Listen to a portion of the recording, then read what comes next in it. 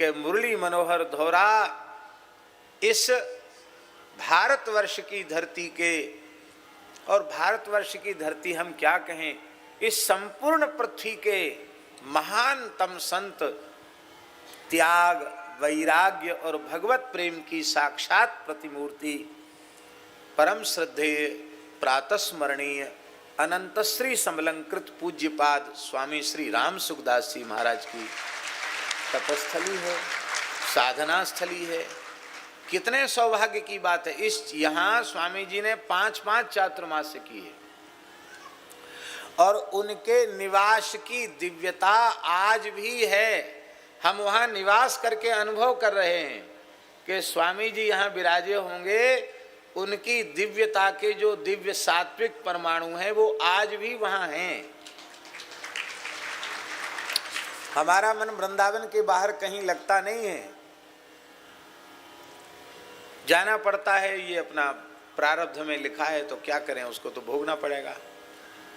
बाकी कहीं जाने आने की इच्छा नहीं होती है, और कहीं जाते हैं तो वहां मन नहीं लगता है। लेकिन मुरली मनोहर धोरा में जब से हैं तब से इतना मन वहां लग रहा है कि यहाँ नहीं लगता कि अरे कहाँ आ गए, अब कितने जल्दी 7 दिन पूरे हों, भगो यहाँ से, ऐसा मन नहीं करता। इतना अच्छा लग रहा वहाँ। अभी बीच में परसों की ही बात है, परम पूज्य रमण रेती वाले महाराज जी, अनंत श्री समलंकृत पूज्यपाद श्री स्वामी गुरु शरणानंद जी महाराज, उनसे बात हुई।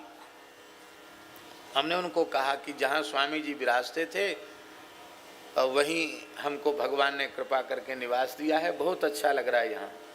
उन्होंने एक बात सुनाई, उसको हम आप लोगों को भी सुनाना चाहते हैं, जिससे आप लोगों के मन में भी प्रसन्नता होगी। हमको तो बहुत खुशी हुई, संतों को भी बड़ी प्रसन्नता होगी। उन्होंने कहा कि जीवन मुक्त भगवत प्राप्त संत जहाँ एक बार निवास कर लेते हैं, उस स्थल की दिव्यता 1000 वर्षों तक सुरक्षित रहती है। कितने वर्षों तक? एक बार किसी महापुरुष ने कहीं निवास कर लिया तो उनकी दिव्यता के परमाणु 1,000 वर्ष तक वहां रहते हैं। तो बोले अभी 1000 साल तो हुए नहीं हैं? अभी 1000 साल कहाँ हुए, अभी तो बहुत थोड़े दिन की बात है। तो इसलिए वहां दिव्यता होनी ही चाहिए।